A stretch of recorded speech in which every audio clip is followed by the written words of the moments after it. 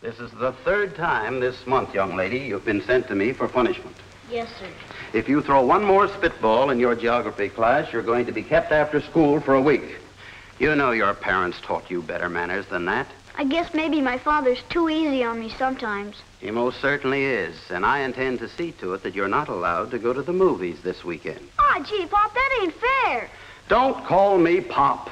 I may be your father at home, but in this school, I'm your principal, and don't you forget it. Okay, Pop. Okay, sir. That's better. Why can't you be well-behaved like your sister Joyce? And spend all my time being boy crazy? I'd rather be just what I am, an individualist. Oh, you would you? Well, from now on, you're going to be a well-behaved young lady, or your principal and father will take drastic action. Yes, sir. Can I go now, Pop? Sir? You may go now.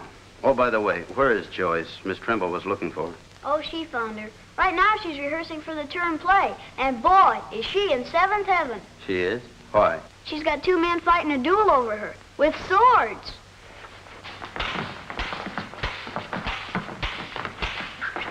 Oh! Drexel, Percy, that's enough. Oh, Percy, what is the matter with you? Why do you laugh every time you duel? I can't help it, Miss Trimble. I'm ticklish. Well, please control yourself. And Drexel, can't you remember that Romeo was a fine swordsman, graceful, agile? Try not to duel as if you were chopping down trees. Yes, ma'am. Oh, if only you could handle that sword the way you do a basketball. Joyce, are you ready to rehearse the balcony scene? Oh, yes, Miss Trimble. We'll practice the dueling some more later. Right now, let's take the balcony scene from where you forgot your lines yesterday, Drexel.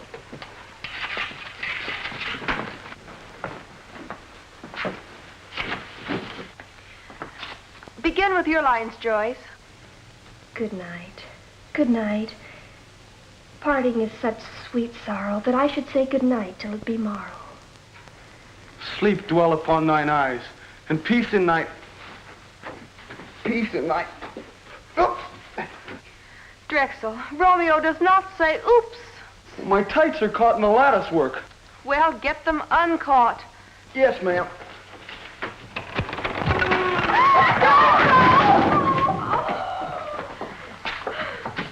Well, where is he? Where's who? My star basketball player, Drexel Potter. I was told he was up here. Mr. Bradley, I am trying to conduct a rehearsal. I would appreciate it if... Look, Miss Trimble, we agreed that he belongs to you until 3 o'clock. After that, he plays basketball for me. It is now 3:10. Where is he? Here I am, Mr. Bradley. Oh, wait. What is it, animal, vegetable, or mineral? It's the part I play. I'm Romeo. You don't say. Very well. Take him with you, Mr. Bradley. I wouldn't think of disrupting your basketball schedule. Come along, Drexel, and get out of that ridiculous costume. Yes, sir. Would you like to rehearse another scene? Yes. Yes, let's take the scene where...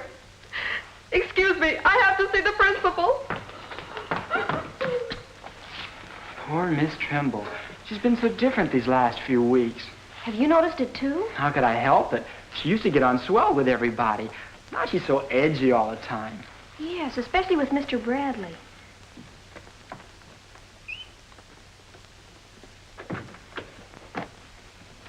Why, June, what brings you here? I was just driving by and thought you might like a ride home. Mm-hmm. I don't see much of my husband during the day. He's a high school principal, you know. I don't see much of my wife either. She's always out buying things she doesn't need. These just happen to be the shirts you asked me to get for you. Oh. Are Joyce and Jackie ready? Maybe they'd like to ride home. I doubt it. Joyce is rehearsing, and I'm not sure Jackie is even speaking to me. I had to bawl her out. Oh, dear. Again? What now? She bought me Shaw. Spitball. She didn't. And between you and me, she's a much better shot than I was at her age. Oh, Mr. Irwin, I'm so glad I caught you. I want to be transferred right away. Why, Miss Trimble, what's wrong? It's just that, well, I'm just not happy here. I want to go somewhere else. But you're doing so well. All the students like you. We all like you. Oh, I know, Mr. Irwin, but I'm just not happy here and I want to go. Well, I'm sorry, but I can't transfer my teacher just because they asked me to. They have to have a good reason. Now, if you'll just tell me what's troubling you. Oh, I can't. It's personal. As principal, Miss Trimble, it's my duty to keep harmony among my teachers. But if you'll just tell me, I might be of some help. Excuse me, I'll wait outside. Oh, Mrs. Irwin, I didn't know you were here. I'm so sorry. I'll discuss this with you all later.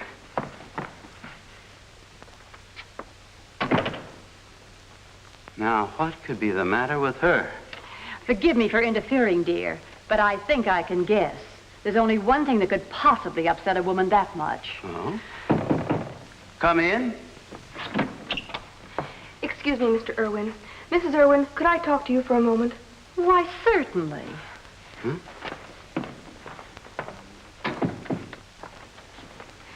It isn't that I don't want to tell Mr. Irwin what the problem is, but I just can't. You being a woman, I can tell you. You see, it's just that if... I think I understand. A man? Yes. Well, perhaps if you were to talk to this man, things could be straightened out and you wouldn't have to leave. But that's just the trouble. He doesn't even know. And he wouldn't want to marry me even if he knew how I felt about him. Don't worry. Time has a way of taking care of these things. You just give it some thought and I'm sure you'll find a way to work things out. I'll explain to Mr. Irwin. Thank you. Thank you very much, Mrs. Irwin.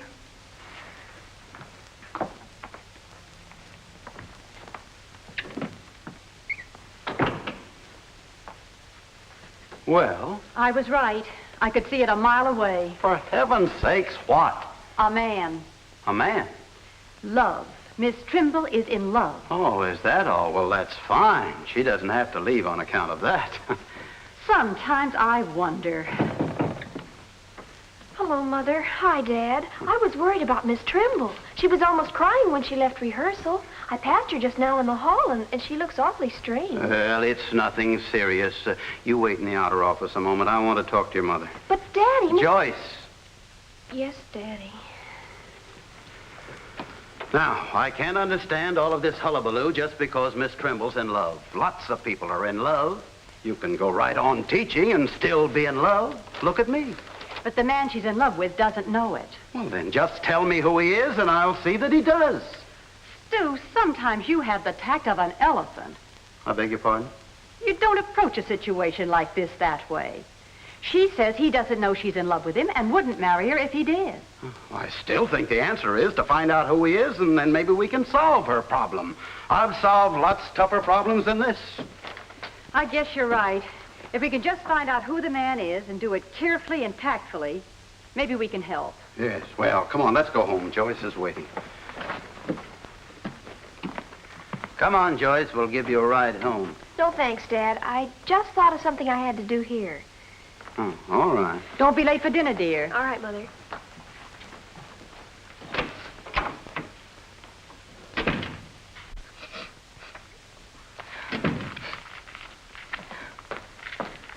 Oh, excuse me, Miss Trimble. I forgot my book. We'll rehearse some more tomorrow, Joyce.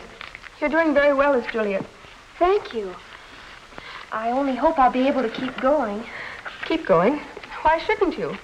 It's hard to give your best when you've got a great problem on your mind. Don't tell me you have a problem.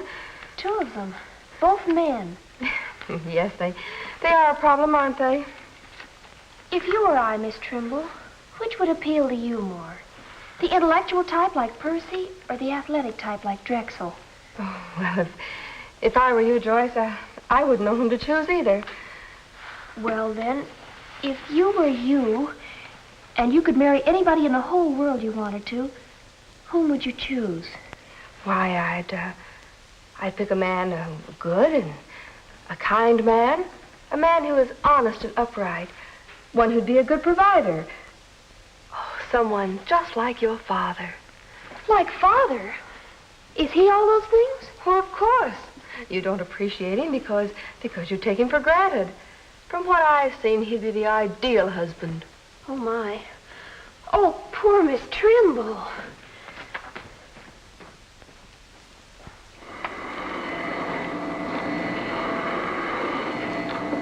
Left foot, please. Right foot, please.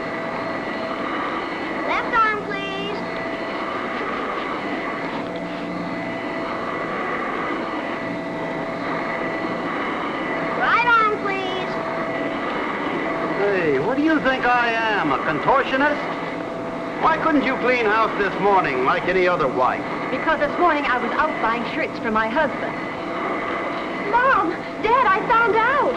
What? About Miss Trimble. It's awful. Will you shut that thing off? Now, what's the matter? I found out about Miss Trimble. Miss Trimble. What did you find out about Miss Trimble? Well, Dad, when I was in your outside office, I couldn't help hearing you and Mother discussing the fact that she was in love. It seems that the ears in this family grow longer every day. Now, Joyce, this is none of your business. But, Dad, I know who he is. You know who is? The man she's in love with. Joyce, you didn't ask her. Of course not, Mother. I have more tact than that. I just sort of felt her out. Poor Miss Trimble. She's in terrible trouble. Oh, come now. Being in love isn't as bad as all that. Yes, but the man she's in love with, she can never have. He's already married. Gee, who? Daddy. Me? That's right. She's carrying a terrific torch for you. Joyce, do you mean to stand there and tell me that Miss Trimble said she was in love with your father? Well, not in so many words. But she did say if she could marry her ideal man, Father would fit the description perfectly.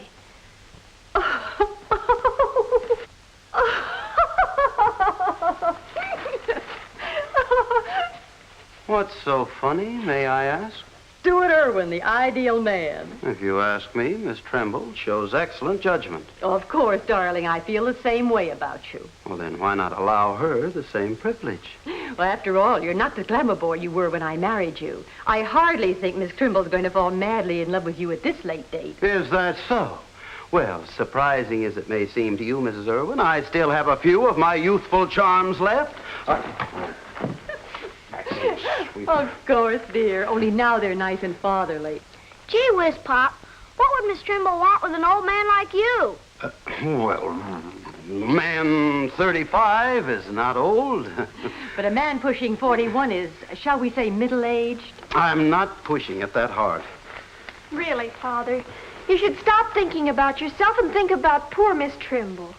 Yes, I guess I should. Are you sure she was serious when she said I was her ideal man? Of course I'm sure.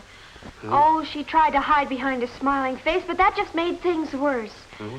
I could see that she really had a heart breaking underneath. You always did have remarkable eyesight. Well, assuming that Miss Trimble is in love with you, which I very much doubt, what are you going to do about it? What can I do about it?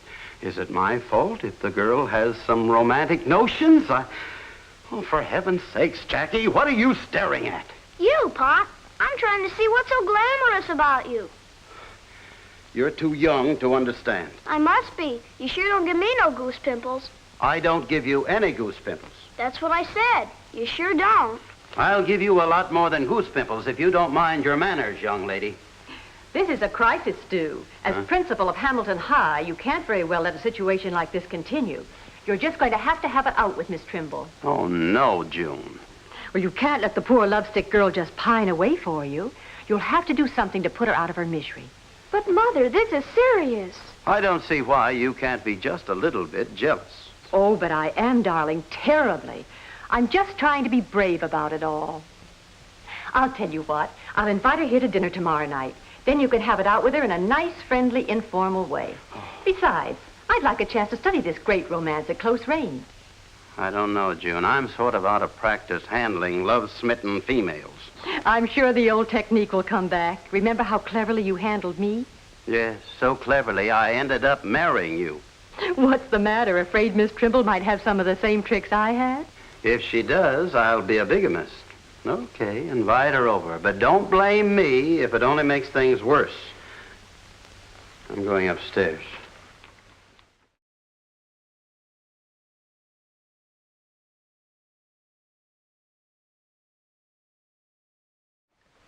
I hope you don't mind my barging in this way, Miss Pringle. Of course not. I have an invitation for Miss Trimble. Mr. Irwin and I would like her to have dinner with us tonight. Oh, I'm so sorry Miss Trimble isn't here. She's rehearsing this afternoon. Yes, I know. That's why I chose this time to come. I don't understand. Have you noticed anything different about Miss Trimble lately? Different? Has she seemed moody and depressed? Oh, my. Does it show in her work? do ask Mr. Irwin to be patient with her. It's only because she's in love.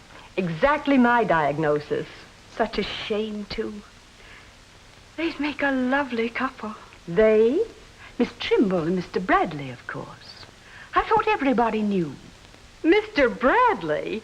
Oh, Well, I don't see what's so funny about it, Mrs. Irwin. forgive me, Miss Pringle, but I think this news is going to come as quite a shock to someone I know.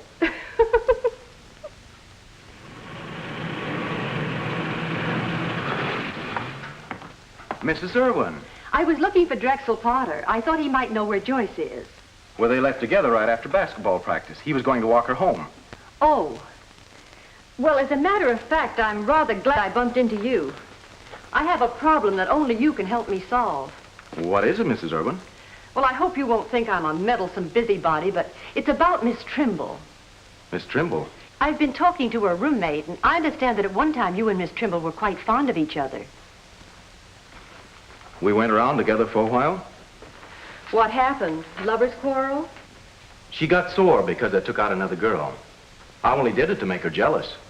I see. Well, I guess it doesn't matter if the rumors I've been hearing are true.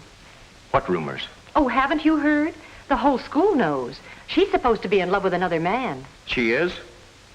Who? Well, what difference does it make? You're through with her, aren't you? You have your pride. I was only curious. Does seem a shame that she had the poor judgment to fall in love with a married man. Married? Yes, that's why Mr. Irwin thinks he's going to have to let her go.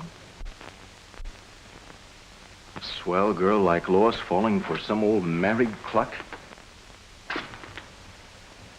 She can't do that. She already has. But what do you care? Look, Mrs. Irwin, I love her. She knows I do.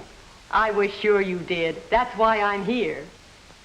I've acted like a fool, Mrs. Irwin. What can I do to get her back? Well, there's just a chance. Since you hurt her by making her jealous, maybe it would make a difference if she thought she could make you jealous. What do you mean? Well, I happen to know that she's having a rendezvous with that old married cluck right now. Maybe if you were to burst in and show her how jealous you could be, it might turn the trick. Gee, Mrs. Irwin, do you think so? I'll do anything. Well, it all depends on how good an actor you are. You'll have to play it up big, be melodramatic. I'll do my best. I think that old married cluck has quite a surprise in store for him. Come along.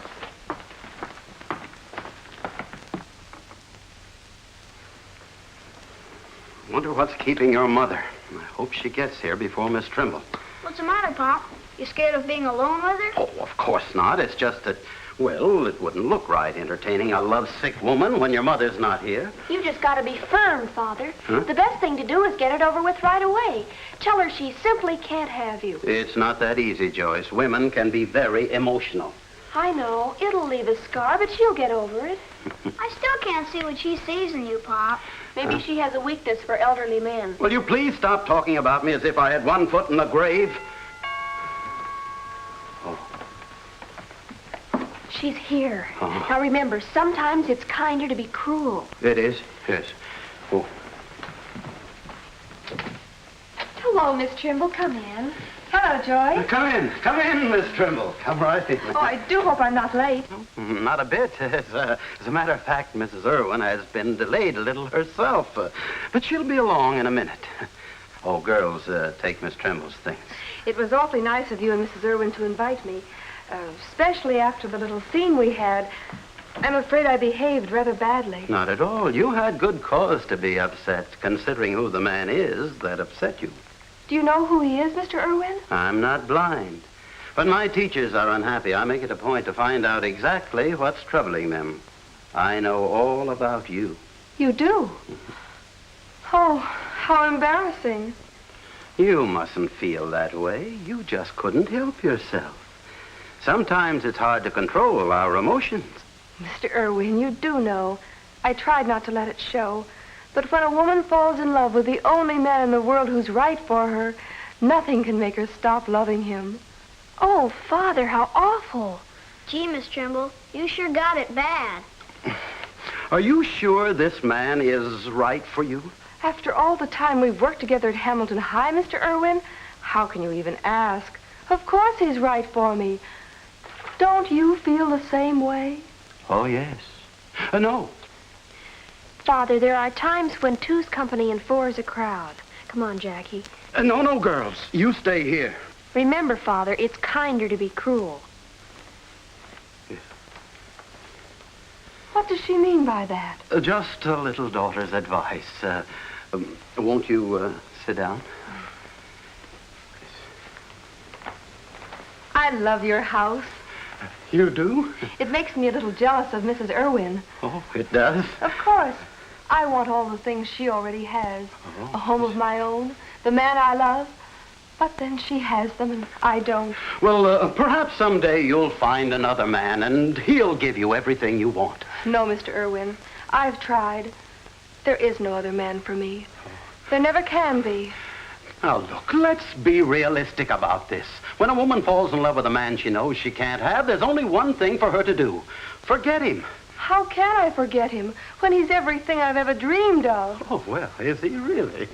Well, that's very flattering of you, but I'm afraid you have no choice. You'll just have to give up this man you love and find somebody else. Why, Mr. Irwin, you're going against all your own principles. I am? Haven't you always told your teachers and students that if there's anything they want badly enough, they must never give up? They must go out and fight for it. Yes, but I didn't well, mean... that's what I intend to do. Fight for the man I love until I win him. Oh, please say you feel the same way. It would help so. Now, look, Miss Pringle, this has gone about far enough. I'm happily married to Mrs. Irwin, and you're not going to take me away from her, no matter how hard you fight. That's telling her, Pop. You've got to be brave, Miss Trimble. Take you away from Mrs. Irwin? Yes. Oh, but I don't want you. You don't? Yes, you do, Miss Trimble. When I asked you who you'd rather marry than anybody else in the world, you said Father was your ideal man. Why, no. I only said I wanted a man like your father. Then you don't understand. And I made a fool of myself. Oh, no, you haven't, Miss Trimble. If anyone has, it's my melodramatic daughter. You ain't been so smart yourself, Pop. I haven't been so smart myself. That's what I said. You sure ain't. Now, Miss Trimble. Mr. Irwin, unhand that woman. Stu, what have you done to the poor girl? Now, don't get things wrong, June. I was just comforting her a little. It doesn't look that way to me, you old roue. Gee, it's a regular scene, just like in a movie. Jim, you're jealous. Of course he's jealous. Any man in love would be. You mean this is the man she loves? You bet I am. And no old goat's going to come between us.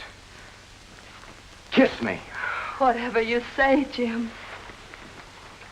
Don't worry, dear. I rehearsed him all the way over. He Oh. promised not to hit you too hard. Hit me. Well, of course. He has to prove he's jealous, doesn't he? Oh, a put-up job, huh? Shake, Miss Trimble. I guess we can stop acting now. Surely we don't want to make him any more jealous than he already is.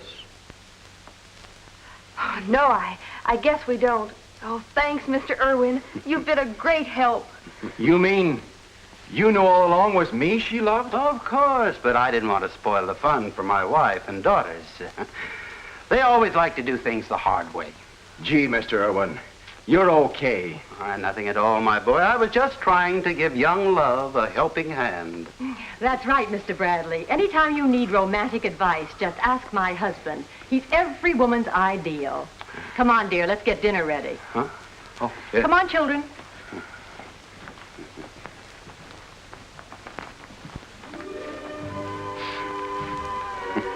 Daddy, Huh? sometimes you're smarter than we think you are.